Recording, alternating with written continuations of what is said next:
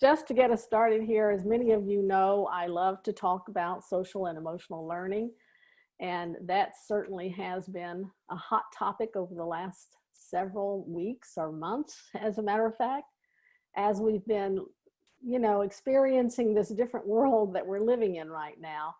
I'm just extremely excited about the schools embracing social emotional learning now. It's a long time overdue. So hopefully what we talk about today will help you when you go back this coming year and start to implement some of these much needed efforts to increase access to mental health services and to promote some of the systems changes that are needed to address some of the issues with equitable access and safety in school. So to get us started here, I just want to start off with a little bit of information about what research has been telling us more recently. There's been a tremendous amount of research on SEL, and if you've been following some of that, what we're learning and what we've always known is that social and emotional development is equally important for children as academic development is, if not more so. And in fact, it's more important than academic instruction in some areas. And that research also tells us that SEL benefits us in more ways than just behavioral management in classrooms or in improving academic achievement. The benefits of SEL extend far beyond that. And if it's implemented in a school system systemically and with fidelity, the outcomes aren't just good for children, the outcomes are good for the school system as well. And how do we know that? Because many schools have been implementing it and have shown some marked improvements in many different areas. We'll talk about some of those in just a bit. But one of the benefits that systems often reap from SEL is improved staff satisfaction. And as we all know, that's an area of huge concern in education right now, because we have educators who are leaving the profession at a rapid rate. And when SEL has been implemented, research has shown that teachers are more satisfied with their jobs and tend to stay in the profession. So it improves teacher retention, if nothing else. But it does improve many other things here. Another area in which SEL improves systems is in making or ensuring that the school environment is safer and that children come to school feeling safe and staff come to school feeling safe. And again, when it's implemented with fidelity and systemically, and I'll talk to you more about that in a little bit, it can really serve as that foundation for safe, supported, and equitable schools. But there are some barriers to implementation, especially when it comes to addressing the needs of students of color and other marginalized youngsters. So in order for all students to benefit from SEL, it has to be grounded in a larger context of social justice and equity. And that means we have to increase our awareness of the issues that contribute to inequity and to disproportionate treatment. That's the only way we're going to dismantle some of these barriers that prevent SEL from being effectively implemented and creating the changes that we need in our systems. But we have to make sure that we don't view this implementation and these efforts as a corrective measure. In other words, it needs to be done as an opportunity for ensuring access to all services for all students so that all children and all systems can benefit.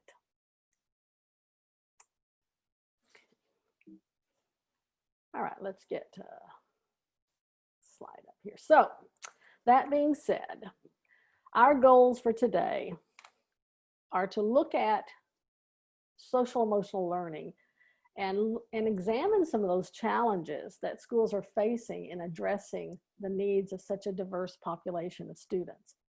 Implementing it from a social justice perspective can really be challenging.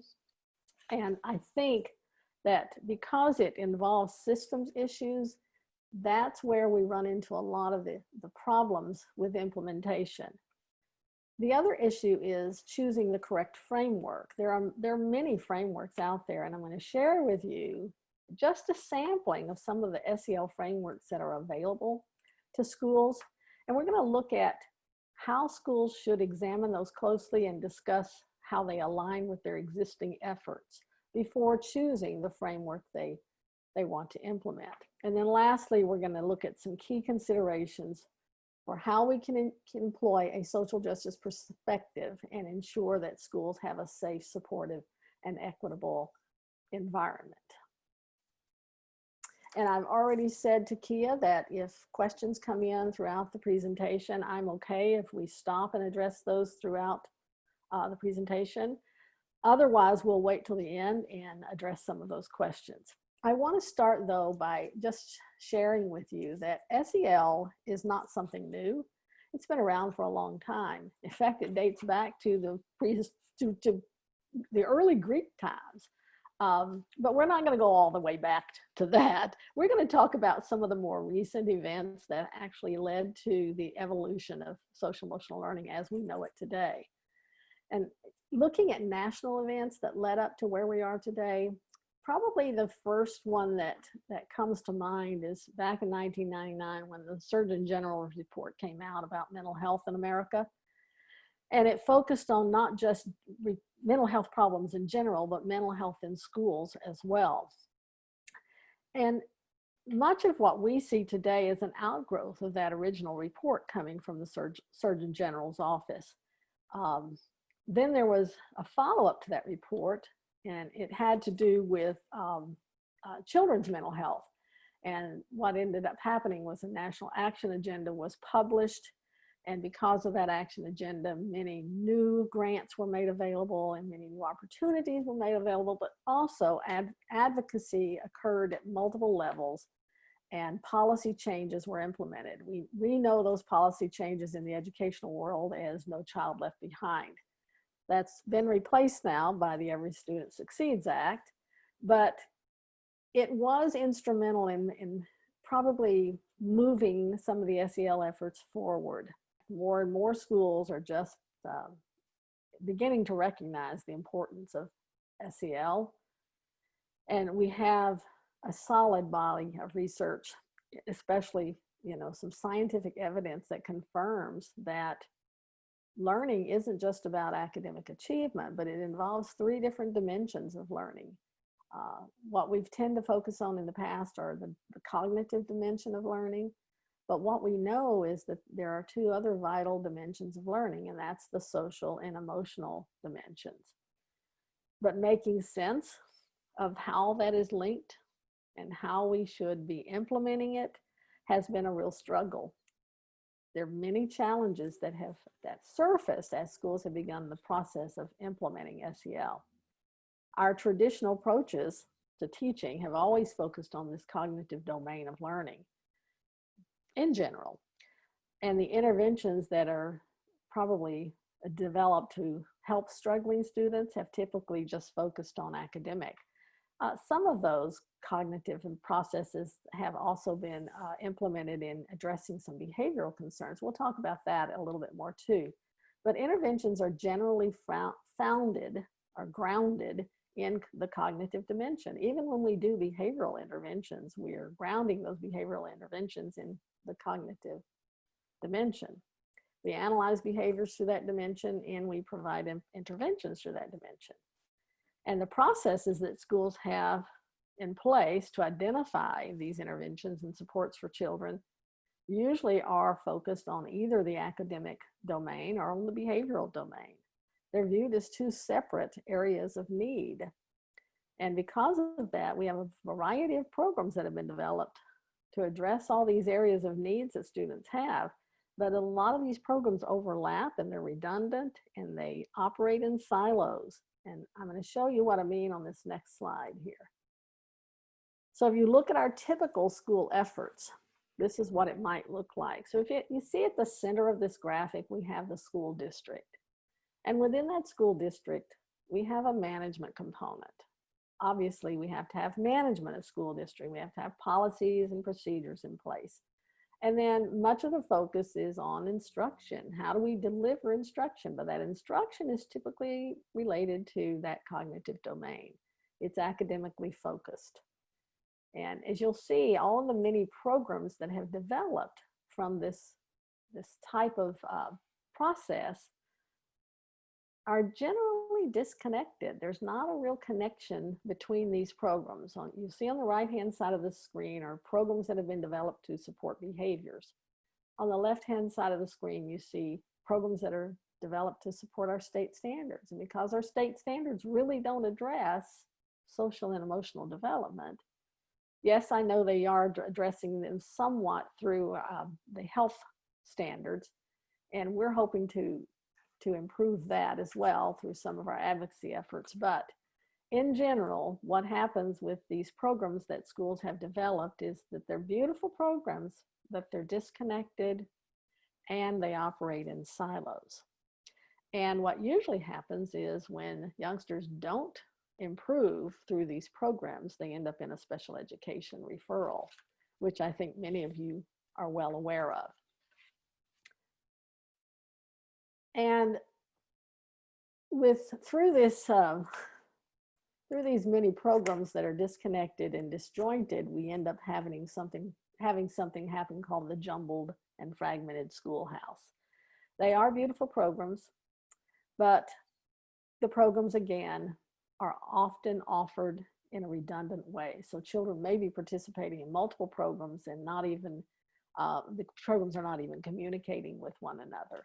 Or they may be operating off of separate funding, and that ends up leading school districts to compete for those separate funds to keep those programs sustained. Just to give credit for that jumbled schoolhouse, that is a graphic I did not develop. That was developed by Dr. Maurice Elias, who is the director of the Social Emotional Learning Lab at Rutgers University. So what's missing from this approach that we've been talking about are these other two dimensions of learning, the social and emotional dimensions. Now, some of you may argue that social emotional skills are soft skills that people need, but it's a mistake to view those dimensions in that way. An emphasis on these dimensions is not at the sacrifice of the cognitive domain or academic rigor, as some say, and it's quite the opposite from that. Cultivating social and emotional development actually enhances the cognitive and academic skill development. An SEL approach to education is really what we call the missing link in education. It is educating the whole child, and it's an approach that not just contributes to educational equity, but can prepare our youngsters for success later in life. So let's talk about why it's important. Most people believe that the primary benefit of SEL is to improve behavior and classroom discipline. And while this is not untrue, it's not the only benefit of SEL. In fact, those who believe that clearly don't understand the many benefits that SEL can offer. Furthermore, understanding how important SEL is in educating the whole child has never been more critical than it is right now. With what we've been going through, we can anticipate that youngsters will return to school even with many more challenges than we have seen in the past.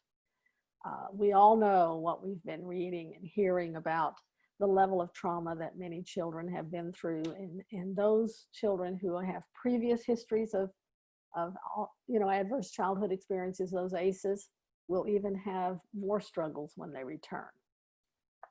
So it's going to be even more important for us to understand the full benefits of SEL.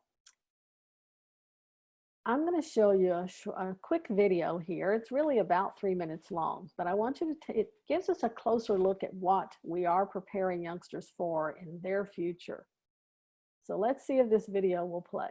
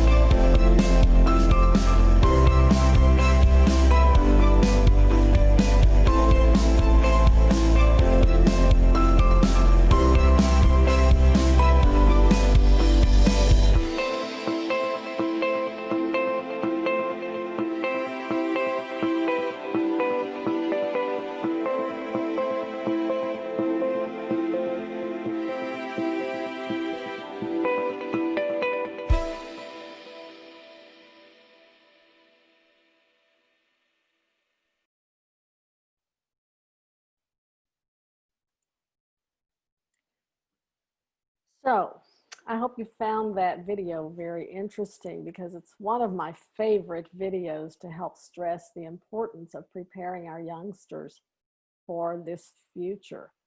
Do you think we're preparing them currently in our educational environment for that type of future? Are we focused on the areas that they will need the most? Well, to help answer that question, the World Economic Forum actually did a study. It was a large study. And what they did was they surveyed over 2,000 teachers and parents across the world, around the world. And they asked what they first of all thought the benefits of social emotional learning were. And as expected, most folks thought the only benefits to SEL were to improve behavior and discipline management in the classroom. But this study went further, and the purpose of the study was to look at whether or not schools were meeting the needs of the job market. And what they found was there was a huge gap in the skills that were being trained and taught and the skills that are needed for that job market of the future. This World Economic Forum actually identifies 16 crucial skills that will be needed by all youngsters as they move into the later into the 21st century. Only 6 of those crucial skills are related to literacy. The other 10 skills really have to do with character competencies or character qualities. This graphic comes from their report. I have permission to use this graphic here, but this just illustrates those competencies, those 16 crucial skills that they identified. And as you see in the purple section on the left here, these are the literacy skills that children will need. But the other 10 skills really do have to do with how well they can get along with other people, can do critical thinking and problem solving, how creative they are, how they communicate, how they collaborate. I don't need to read all of those to you, but these are all character qualities or character competencies. And I ask the question again, do you think we are preparing our youngsters for this world that they will be living in when we're gone? I had a student in one of my classes who said that SEL is, for millennials, it's preparing them to human.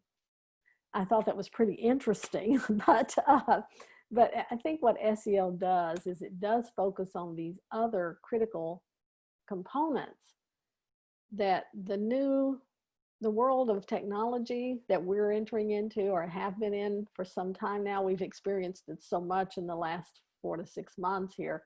But these youngsters need to be prepared with other skills that much of our curriculum doesn't focus on right now. And this statement comes out of their report. It says, these competencies lie at the heart of SEL, and they are every bit as important as those foundational skills that are required for traditional academic learning. Social and emotional skills are critical for the workforce of the future. So why is it so challenging for us to understand, first of all, the benefits of SEL? Why are we so confused over this?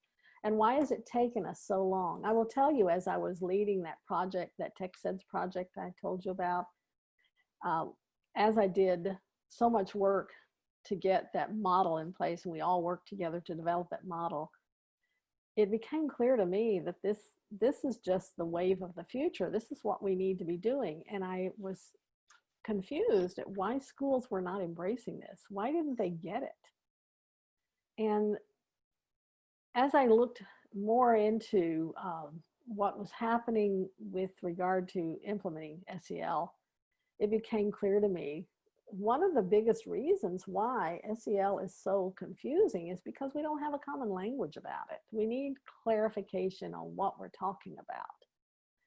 First and foremost, we all need to be on the same page. When we talk about SEL, what are we talking about? The other thing that leads to confusion is we don't understand the issues, the full issues that impact learning and performance. And we all have a different solution for how to address those problems. So yes, there is a need to add clarity in these three areas. But I also think that there is a lot of confusion over how we translate what the research is telling us into our actual practice. Because we can't even agree in the field on what to call it and what to include in this domain of social emotional learning, then we're confused on, again, what the best approach should be. We don't have a mechanism for connecting all of the different perspectives. At least we didn't have a mechanism. I do think we have one now, and I'm going to tell you a little more about that as we get into the next several slides. But terminology, the communication, the words we use, words really do matter. And because of the terminology issues, that leads us into risks in creating and implementing effective standards and strategies. It also makes the research less precise and less conclusive. And lastly, it just wastes time, money, and effort. So we really need to reach a consensus over what term we're going to use when we refer to social emotional learning. You see on the screen here many of the terms that you may have heard to describe social emotional learning. Emotional intelligence, or mindfulness, or 21st century skills. All of these terms are used to describe the same concept that we're referring to, this dimension of social and emotional development. But many of these operate in silos as well. They have some fundamental similarities, but just because they're related to one another, we aren't specific enough to show, first of all, how they differ, but how common they are and how we can agree upon the right terminology. And by the way, most of what you saw on that last slide, I'll go back to that, many of those things are actual programs. They're not really what we refer to when we say social and emotional learning, because social emotional learning is not a program. I'm going to just share with you some information, some research that was recently done in a publication that came out of Harvard University, and it was called Why Words Matter. What this publication shared with us was it highlighted the research to practice gap that occurs when a cycle, what they call the connected cycle, is broken. And the research to practice cycle can actually facilitate evidence-based practice and implementation. And it can help us learn which efforts are successful and which ones are not. But if the words we use, specific terms and the meanings that we use, even the definitions that we use to describe concepts, if those are different and we don't all agree on those terms, then we have a broken cycle. So, for example, when we have many names and definitions that are applied in this cycle, the one that's used here on the screen here, if you see in the little square on the left, at the very center of that is the construct of self-control. Think about self-control when you're working with youngsters here. Many possible definitions may come to mind regarding self-control.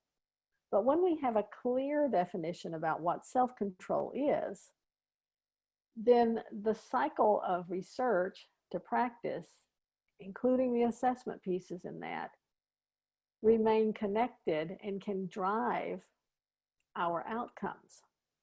Now, while everyone can agree that self-control is something to do with controlling impulses, or depending on who you ask, it might include anything from managing your emotions to paying attention to sticking with a task. But if you reference self-control without having this common definition, then what will happen is your strategies will not be aligned. And I use the example of, what if I'm describing self-control for a youngster as a child who's unable to raise their hand before blurting out because they have no self-control, as opposed to a child whose self-control might be defined as someone who cannot remain in their seat. I'm going to have different strategies to address those two behavioral manifestations of what I'm calling self-control. So we have to come up with a clear definition of what self-control is in order for our research to translate into effective practices. And that is one of the challenges that we are seeing with SEL, because what ends up happening if we don't clearly define SEL, we end up having a cherry picking of interventions and a cherry picking of strategies or programs. And our assessments may or not be related to what we're actually instructing in the classroom. So therefore, we are setting ourselves up for failure, first of all, but we're more at risk for abandoning our efforts because the outcomes are not what we desired. So without a way to make sense of these words, it becomes easy to misinterpret or overgeneralize or overlook the science that links evidence to these strategies that are needed and strategies for managing measurements and evaluating for the outcomes.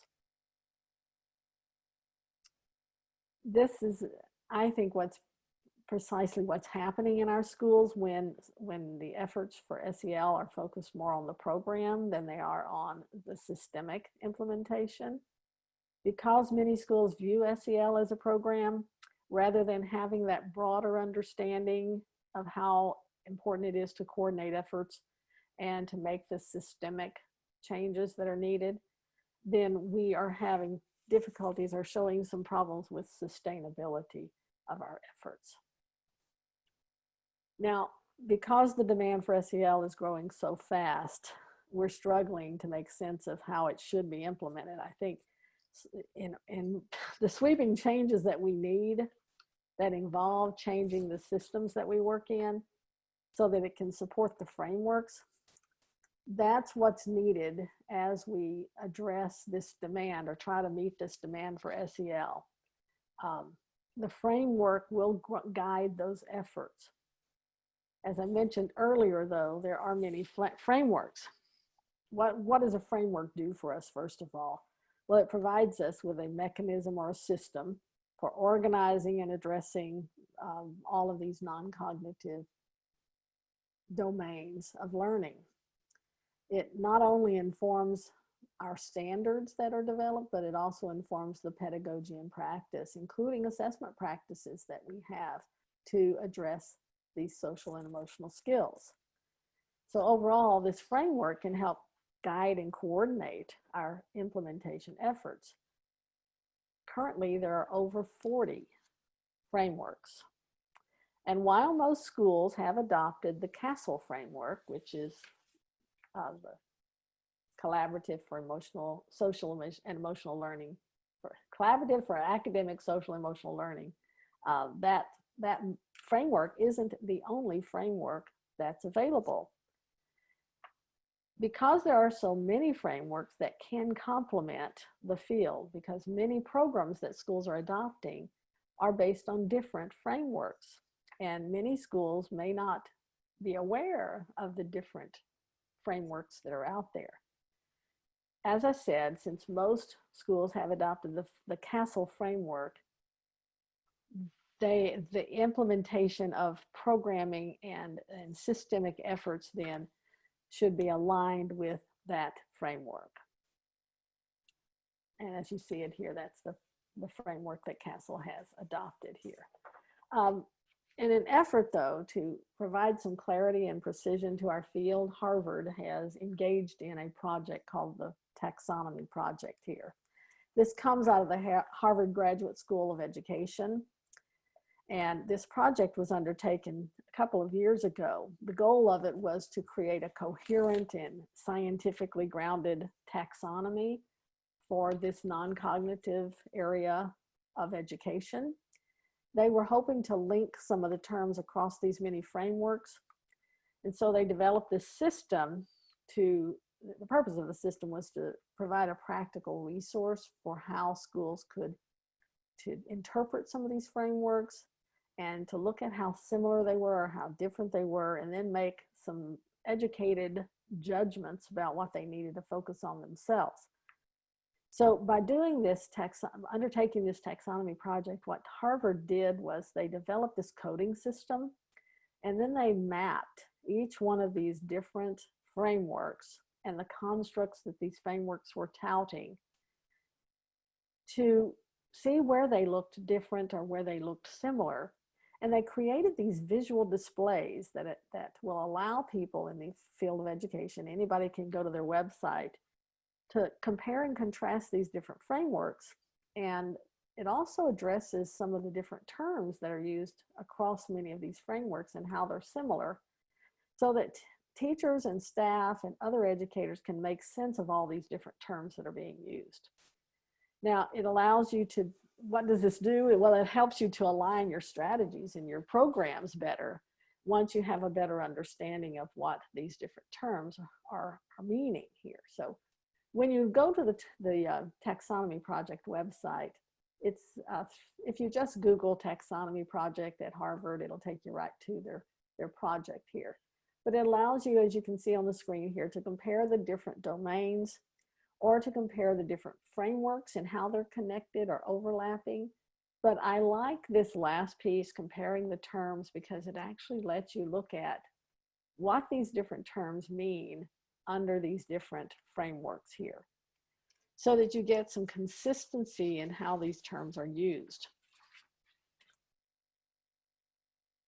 Now, despite that whole plethora of frameworks that exist out there, CASEL has developed 5 core competencies that they have argued and researched that all children need.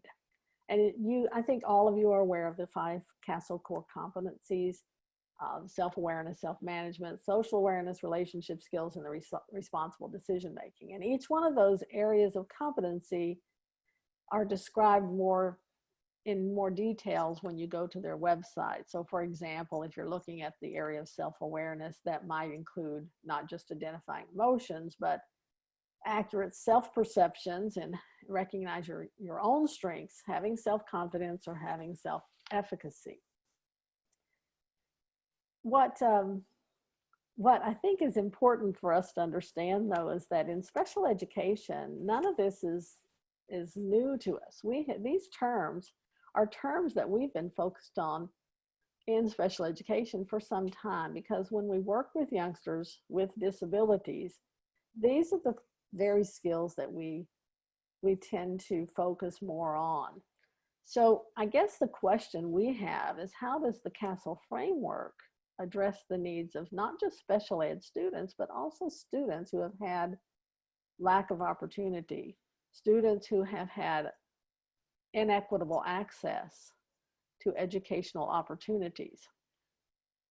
What we do know is that these youngsters are the ones that are most at risk for having gaps in their skills, because of these lack of opportunity, they have a slower rate of social and emotional development. And because of that, it may be more prudent for us to focus on a more developmental approach to teaching these youngsters. While the CASEL model is, as I said, the most common model used in schools, we have to ask ourselves, does that CASEL model address the needs of youngsters who have not had similar opportunities? Think about students of color and students with language differences. They've experienced these educational opportunity gaps as well. And so their rate of social emotional development may also be slower than typically developing youngsters. Well, what we know is that because special education has always sought to empower youngsters and to teach them to advocate for themselves and to develop their skills, these core competencies that CASEL embraces haven't really been applied, have already been applied in a special education setting for the most part. They just weren't called the same terms that CASEL is referring to them. But we share some of the same goals that CASEL has created in their framework. And so I think special education and folks who work with children who are at a disadvantage are already very well poised to implement some of the changes that are needed in developing these social and emotional skills. Now, many students, though, who qualify for services, whether it's through special education or through language as a second language, ELL services there, they do share an elevated risk for social isolation, discrimination. These are common risk factors, and these common risk factors can inhibit social and emotional development. There are some specific challenges, though, that children with disabilities face. Not only do they have impaired social functioning and difficulties with regulating their emotions, they also have these executive function deficits. Think about the terms that we use in special education. We talk about children with behavioral difficulties having these executive function deficits. How is that similar to the terms that CASEL uses in their competencies? Which area would that be similar to? Off the top of my head, I can think self-management is one of the common areas there. So maybe it's just a language issue that we're facing here. But looking at these risk factors that students with, not just students with disabilities, but students of color who are involved with discipline issues, and youngsters who have language learning differences, they all will have these risk factors as well. There is another framework called the Building Blocks for Learning, which is more of a developmental framework, and it kind of organizes the skills into a research-based hierarchy. And building blocks for the social and emotional development start at the bottom, and they represent foundational skills that support these higher order skills that youngsters need. This framework is a stage-based model, but it's also susceptible to biological and environmental factors, which I'll illustrate in just a few moments. But those factors can be positive and negative. So they can have a positive influence or a negative influence, which can alter the rate of development for 3 categories of underserved youth. Those are students with disabilities, English language learners, and justice-involved youth. And what we know about justice-involved youth and the data that come out of the justice system are that children of color are more likely to be involved with the justice system. So yes, that's another population of youngsters who may have a lowered or altered rate of social and emotional development. This is a graphic illustration that was developed by Yale professor Dr. Brooke Stafford Brizard. I hope I'm pronouncing that correctly, but she adapted the original framework here to show this graphic illustration of how these building blocks work. And it starts with healthy development at early educational levels. That's the early childhood phase of development, and it kind of paves the whole way for school readiness. So children who have more secure attachment, who learn to manage stress and self-regulate, are more likely to be ready for school. And think about the youngsters we serve. How many of them come in with the healthy development that is needed for school readiness? Not many of them, right? Well, this framework is a developmental framework, as I said earlier, and it kind of illustrates how those building blocks work and the areas in which we need to focus. As you can see here, many of the terms used overlap the terms that are used in some of those frameworks for SEL.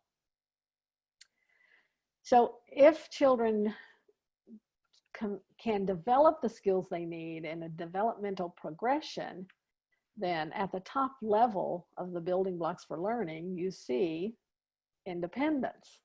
What does that mean? Well, ultimately, it's the development of self-direction and their ability to have, to make choices, and their ability to make responsible decisions. All terms that are similar to the CASEL framework. So I'm hoping what you're seeing here through some of this illustration here is that we're using a lot of terms to describe this component of social emotional learning, but many of the terms are similar and overlap. And so hopefully we can develop some clarification and some clarity on which terms should be used. This slide actually illustrates those factors that can be positive or negative in influencing or altering that social and emotional development. So the negative influence might be things like trauma and abuse or neglect, discrimination, structural inequality, all of those things, and acculturation. Those things can have this negative impact on social emotional development. Therefore, youngsters who come in with any of those negative influences may need a more developmental approach to teaching these skills. There are also some positive influences that can enhance the development. So if they have some of those positive influences, it can offset perhaps some of those negative influences. But what we do know is that many of our children will come back with more negative influences than positive influences, just from what we know from some of the data already coming out. One of the other challenges that we have in special education really is this whole approach we use to identifying youngsters who have needs. By nature of what we do, it is a pathologically driven approach, which focuses primarily on the negative behavior. This approach is typically a cognitive-based approach again, and it looks to fix or repair the deficits that we identify. In special ed, we know that we have our own language. We use this language, we communicate in acronyms, and sometimes it sounds like we're speaking an entirely different language, right?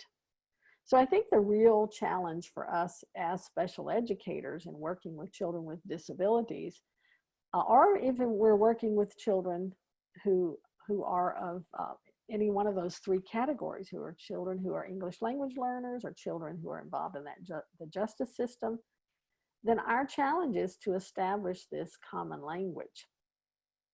We might have our own unique language, but there are some ways in which we can adapt how we talk about some of these social and emotional skills and be consistent with the terminology that's being used by our general education counterparts. The first thing that's important to improve our communication is that we need to know the tenets of SEL and how they can affect not just student outcomes, but the system's outcomes. What do I mean by the tenets of SEL? Well, first of all, understanding that SEL is not a program. It's not a one-size-fits-all model. It will be unique to the school culture and the school community. It's also important to understand the most fundamental tenet of SEL is establishing a positive culture and climate on campus. It's at every level. This is the foundation for success with SEL. Another tenet is understanding that SEL skills must be taught and integrated throughout the day, but there has to be some explicit instruction as well. And that all policies and procedures must be aligned and reflective of what our SEL goals are. Another tenet that's important to understand is that SEL embraces and respects diversity. And when we have a system, a culture, and a climate in a school that is reflective of this type of atmosphere, then students succeed and systems are enhanced. And lastly, one of the tenets of SEL is equitable access. All children have to have access to the same level of supports as needed. Another thing that will improve our communication is focusing on strengths rather than deficits.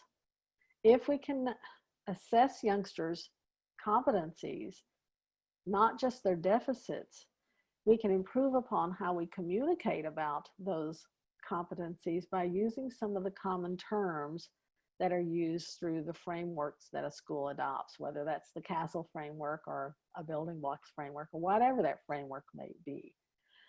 And lastly, we have to advocate for systems change. There are many areas in which systems are not aligned with SEL. The primary area that comes to mind first is in the area of discipline practices.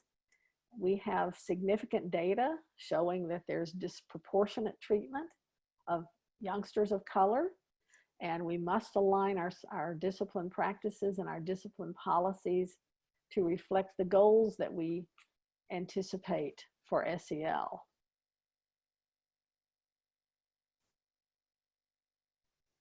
So this whole concept of SEL is a very powerful change in the world of education. It can bring many, many much needed changes. Donna, before you go on to the next section, do you want to take a couple of questions real quick? Absolutely.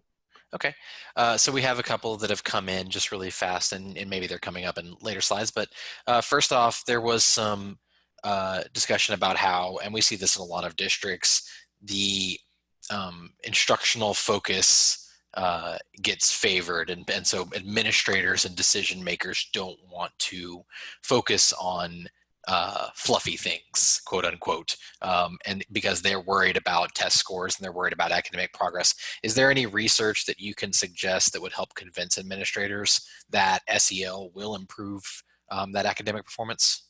Absolutely, there's research. There are two articles that have been written, two meta-analyses that have been done. One was done by Durlak and Weisberg in 2011, and it showed that when schools systemically implemented emotional learning programs, that academic achievement increased by 11 percentile points. The second study was another meta-analysis done by the same group, and that meta-analysis showed that they looked at schools that had been implementing SEL over a period of years, and what they found was the long-term benefits of SEL extended well beyond the academic benefits, but that those youngsters were more successful in postgraduate activities and going on to have a job or going on to achieve a college career. Those youngsters were far more successful at completing their high school training for one, and didn't drop out of school. So there were many benefits long-term in that second meta-analysis. And certainly I can send those to the task group and they can disseminate them if you'd like. But I think one of the things we're going to face as we come back to school is this increased focus on the academic deficits, of what we're calling the academic slide now. And that is a concern for me. I actually wrote a blog about this, and I think that what history has taught us is that with the budget cuts that are looming, we know there are budget cuts coming because the economy is suffering. The first thing that's going to get cut, we feel, because it's historically been the case, is social services and education. And the primary focus will be on recouping academic skills while we have youngsters who are coming back traumatized, and who knows what we've got to face, right? And what I've always said is, my little term that I use is, when emotions are churning, they can't be learning. And if we don't first address the social and emotional needs, then we're not going to be able to address the academic deficits. And we have to convince our educator and our leaders of the importance of doing this. And I think those two research articles can be helpful in doing that. Great. And we'll do one more right now, and then we'll save the rest for the end. Okay. Do you have any recommendations for tools that can be used to identify the areas of need or skill development for students? That's a very good question, because there are a lot of assessment tools on the market. There are many vendors who are publishing SEL assessment tools.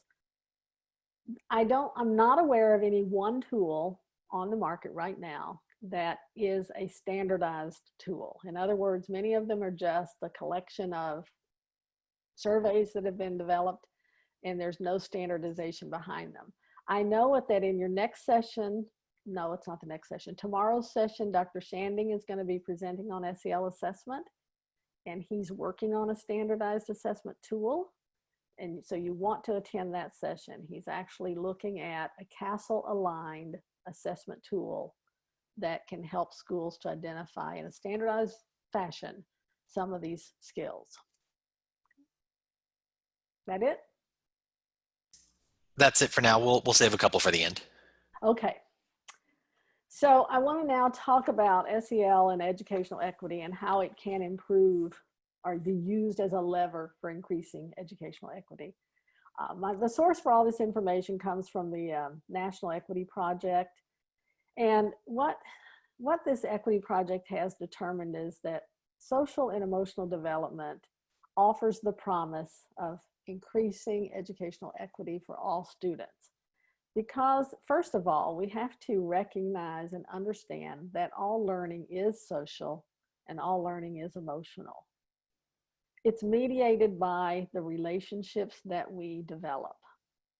And those relationships sit in a socio-political, racialized context for all children, not just for those who are Black or brown. And the better that we understand that, the better we are able to address the inequities that we're seeing in our educational system.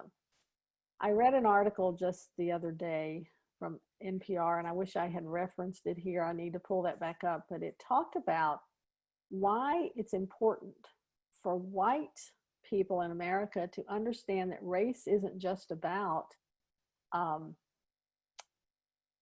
children of color or people of color. When we all advocate for equality and equity, it benefits everyone.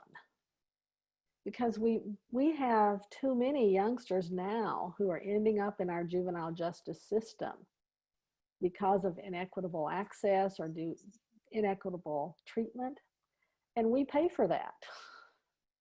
So race is a bigger issue than just maintaining, our white supremacy. So we have to be aware of how race impacts everyone, not just children who are Black and brown. And we have to be able to talk about it. This is one of the biggest issues I think that we face, is this inability to talk about it. We run the risk when we talk about it of saying something that's offensive. We're all the same. We all worry about that. But if we can't talk about it, and if we can't point out some of these issues, then we'll never make the progress we need to make. So this promise of social and emotional development as a lever for increasing educational equity rests on our capacity to understand these things. And secondly, we have to intentionally prioritize educational equity and belonging as one of the primary goals of SEL. So we have to be able to apply what we know about the effects of race and racism and the relationships between culture and learning. And the third thing we have to be able to do is apply what we know about the neuroscience of healthy brain development. That youngsters, when their brain is not healthy, when they're that limbic system that controls emotions, if it's been impacted by trauma, they're not going to be ready to learn. And we have to address the issues, and we have to be able to understand how that healthy brain contributes to the learning process here.